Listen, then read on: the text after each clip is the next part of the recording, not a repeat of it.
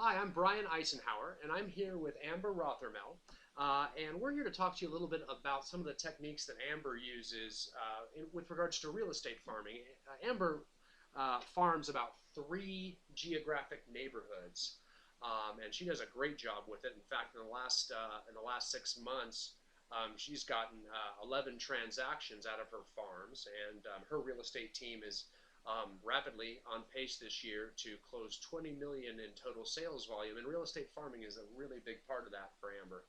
So I wanted to have her share some of her techniques and strategies and methods that she uses to do such a great job in farming these neighborhoods to get business coming back to her. It's getting pretty standard for you, Amber, and you've got some very lucrative farms, and it takes a little bit of work, doesn't it? Yeah, absolutely. So let's talk a little bit about what you do systematically and what you do regularly with those farms to kind of get the word out that you're the neighborhood expert. Sure. Well, we first started kind of with one neighborhood. We wanted to make sure that it was going to be something that would be lucrative and worth the money that we're going to put into it.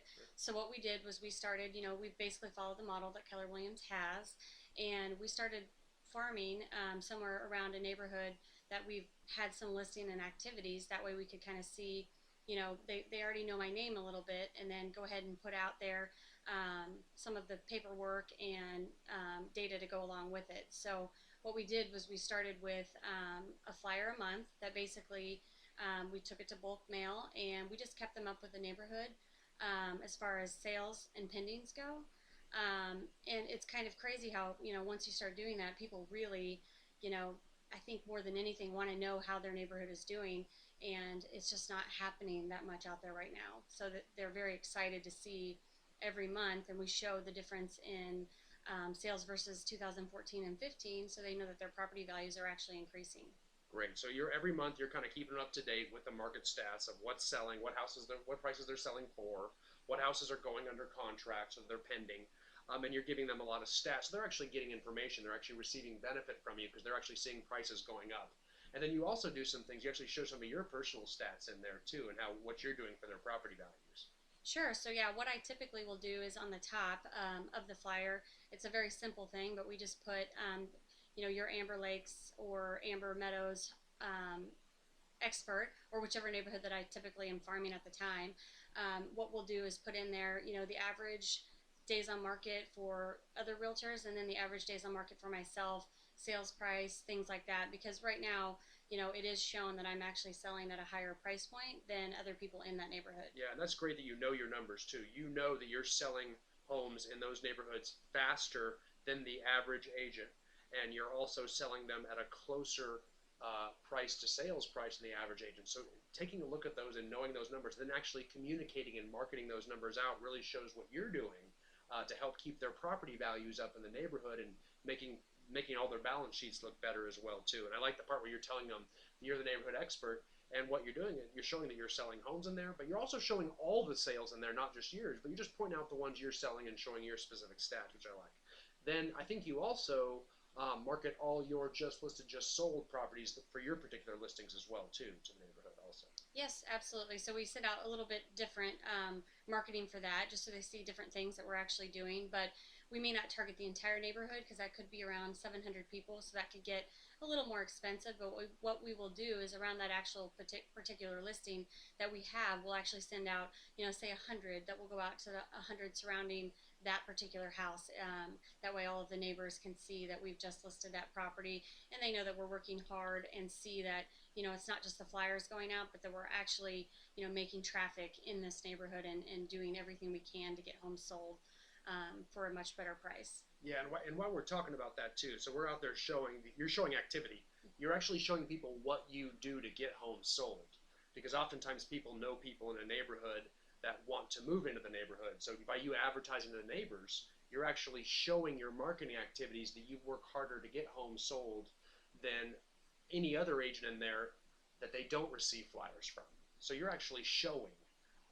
And you're not asking them for business, you're actually showing them how hard you work to get their neighbors' homes sold, which goes a long way for your credibility in the neighborhood as well.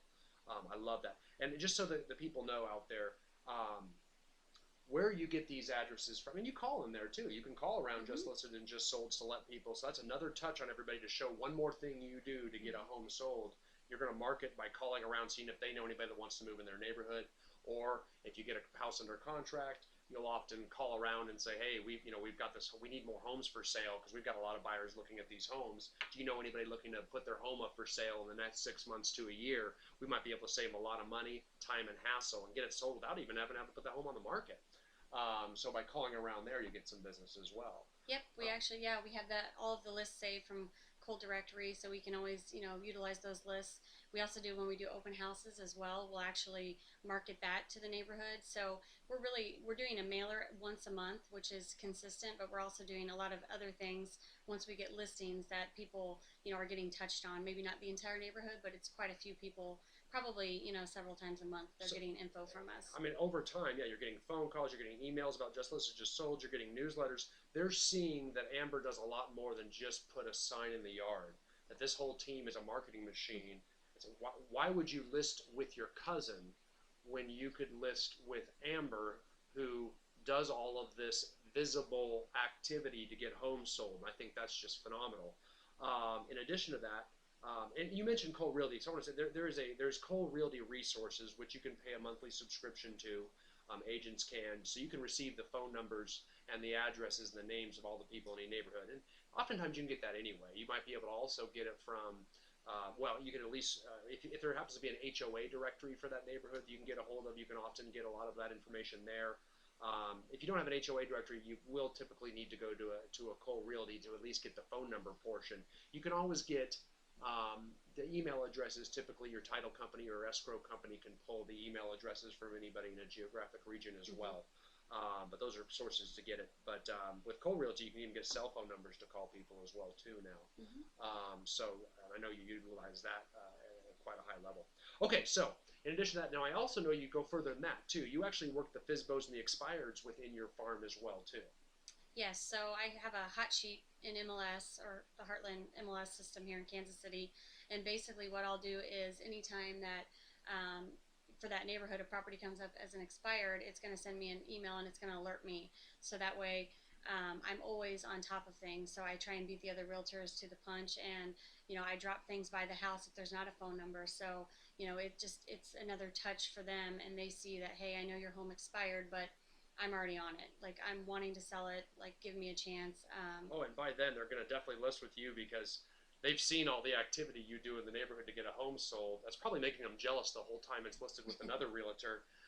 As you're marketing your listings and their realtor's not doing anything with their listing that they can see. So by the time now you just reach out and call them the minute it goes active or goes expired, and they receive a packet drop on their doorstep. They see how much more proactive you are than their previous realtor, so it's a logical jump next. Yeah, and it's really, you kind of feel like it's starting to work once you actually get a for sale by owner that calls you and asks you to come preview their house, because if they don't get it sold on their own, that they're going to hire you as their realtor because you are the neighborhood expert. So I always Yeah. get to preview the FSBOs first. Oh, I love it. Yeah, and the FSBOs, you just as you work the FSBOs, you just contact them and you just stay in contact with them, right? Yep, I'll call them each week and just ask how things are going, see if they need any assistance from our team. They always reach out to us as well. And if we do have a buyer, we'll, of course, we'll show the property and we'll get them to sign that one time showing agreement. And we'll definitely still try and bring a buyer to their property, even if we aren't the listing agent. That's great. So you establish that relationship, you rapport bill, and you drip on them. You just stay in contact with them, so you're the logical choice when they get tired of trying to sell it themselves. Then they end up coming to you. Okay, last not least, because I know you got this coming up. You've got a big block party coming up. You're thinking about doing this on Labor Day, right? So what's that going to be like in your big farm? What are you going to do? What I'll probably do is have a grill, just something very simple, but that shows everyone that hey, I do care, and I'm gonna have a grill, and I'll probably be the one grilling, or my husband. We'll have a bounce house with kids. Invite everyone out from the neighborhood. Send them something on the neighborhood Facebook page, inviting them out to the block party. Maybe have someone that does balloon animals or face painting, just something to show that, hey, I do send out everything, but I really do care about this community, and make sure that they have a face and a touch with the actual name, and not just the name and the flyers, and Yeah. just that additional piece that will really kind of seal the deal, I believe. Yeah, it's one more day of you out in front of everybody in the neighborhood, giving back again. just establishing personal relationships. Very inexpensive. And I mean, a bounce house is really easy. Someone drops that off and picks it up for you. Having a helium tank out there, just handing out balloons. You can bring your own grill out there if you want and just cook something as cheap as hot dogs. Mm-hmm. If you happen to know someone that face paints or whatnot, setting it up next to a community pool is easy because you just leverage the facilities that are already there. You don't have to do this on a holiday either. You could actually do it associated with an open house for the property. Then you're tying it in with how much you do to get a home sell. You'll do anything to get traffic to that house, and you end up marketing to all the neighbors that way as well for listings. So just absolute phenomenal work, Amber. It's amazing to watch. You've been a part of watching your success to this point, and I know it's going to keep on going with more farms in the future. So thanks again. Thanks, Brian.